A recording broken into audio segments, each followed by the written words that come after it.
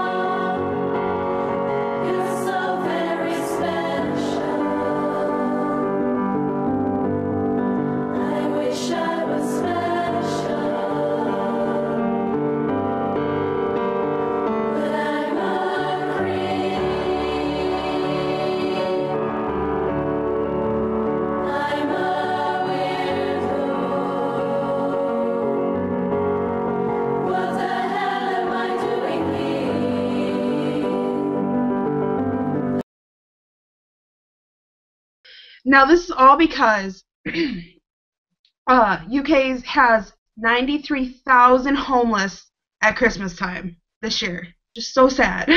It's just so sad. Like, it makes me want to cry. No, you're right, Lucy. You're absolutely right. It is a heartwarming ad. It highlights what needs to be highlighted and spoken about more, especially when I don't know, we're supposed to be talking about the baby Jesus being born, and if you're Christian, you're all for Jesus, and yeah, no Uzi, sorry guys, and no torture either. Sorry, he didn't like that much either.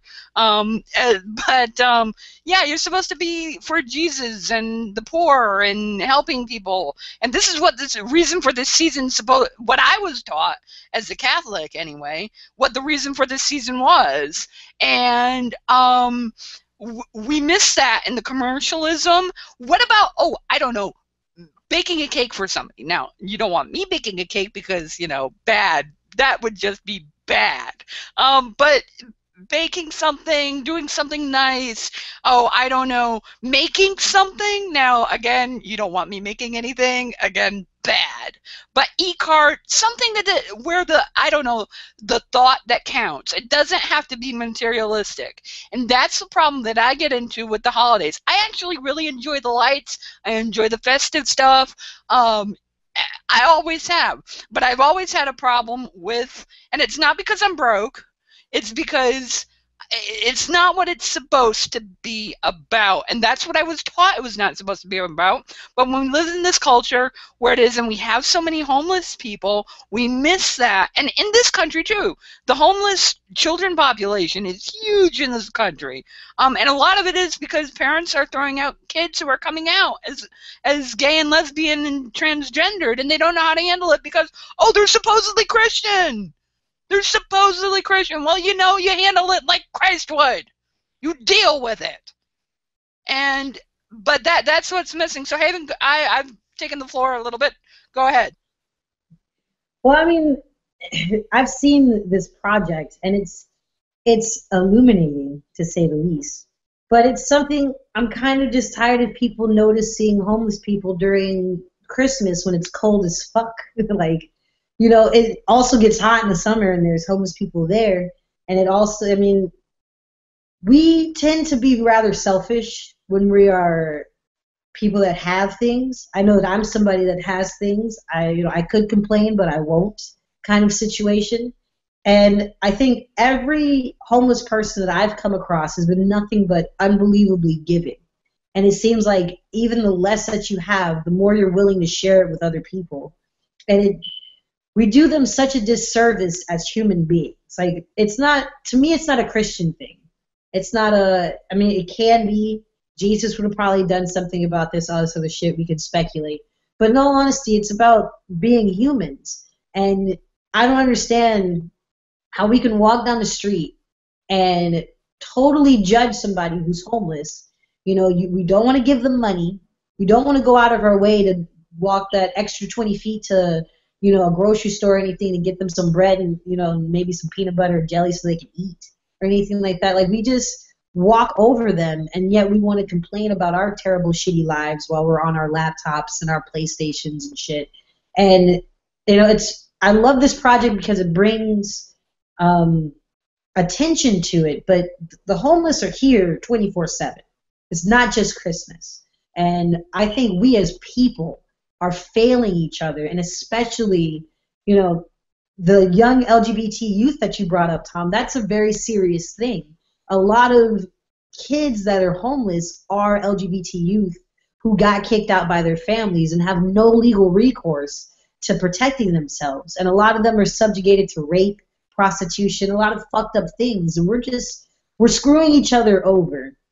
And it shouldn't take the holiday spirit to bring about a give a fuck where we, look at some pictures or anything like that. We should naturally see these people any type of day and try to make their lives easier. I have a quick story, though. When I was a kid, I had somewhat bad depression.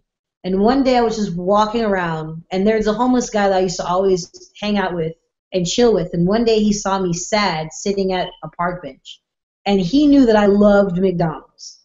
And this guy, for whatever reason, happened to score McDonald's dollars. And he split half of his McDonald's dollars with me. This is the only way he had access to food. And because he saw a little kid that was depressed and wanted to make sure that they got their favorite milkshake that day to cheer them up, he did that.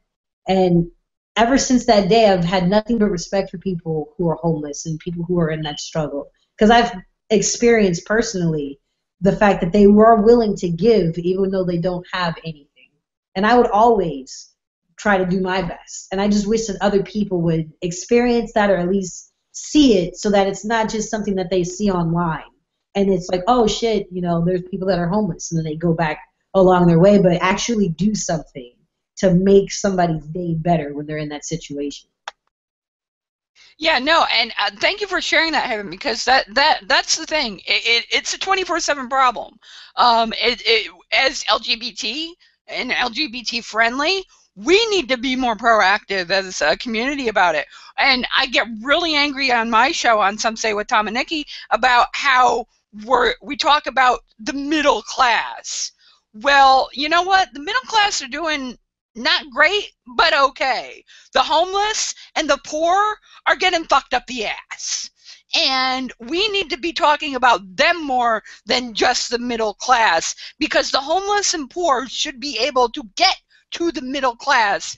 And if they're not being allowed to and not having helping hands like SNAP and other things, and somebody giving them money and being able to panhandle, there are so many city ordinances that are trying to ban panhandling now because they want to just brush it aside and brush these people aside. They're human beings. Would Jesus brush them aside? No. I bet $50 they'd be the first damn people on Jesus jet and be in first class. They'd be flying with the damn captain, while all these, if they even made it on Jesus jet, these rich Brian Fisher types, torture is okay, who would Jesus torture, would not be anywhere on that plane. If they are on that plane, it's going to be in the cargo hold because they're going to be dropped down somewhere. But that's my personal opinion, obviously. Lucy, any final thoughts on this? Yes. I have 3 points. First off, to your thing about the homeless people being the first on the Jesus jet, Jesus is the one who said it is easier for a camel to fit through the eye of a needle than for a rich man to get into heaven. Pretty sure that's in your Bible. Look it up. Secondly, to Haven's point, when she was telling the story, that just makes me think of the videos of the people, and they'll ask strangers, oh, hey, I'm hungry, can I have some of your food? And then they'll give a homeless person some food, and then they'll ask the homeless person, oh, man, I'm hungry, can I have some? And the homeless person always shares their food when nobody else did. So I would be really interested to see, because, like, Muslims have Ramadan where they give, and, it's one of the tenets, and, like, that's the biggest area. I would be interested to see how Ramadan compares to Christmas and how much people give to homeless and stuff. Like, I don't know. I think that would be really interesting if someone wanted to do a study. Right. I was just gonna say somebody needs to do a study on that shit, because I bet you your numbers are higher than our numbers, and I bet you even the poorest of the poor are giving out more. And obviously, sometimes you can't. But and that's realistic. But it doesn't even have to be giving something out. It could be as simple as sharing a couch for a night, or which I've done. I said, again, I've had some batshit crazy people come to my house, but I've done it, and it's worth it because I know I'm at least helping, and they're off the street for a night, and that's important because, you know, a shower or a little food in their stomach is always good and always healthy, and I get driven nuts with this far-right ring Christian nation. Well, check yourself. As Cenk Uygur would say, fix your face, Christians.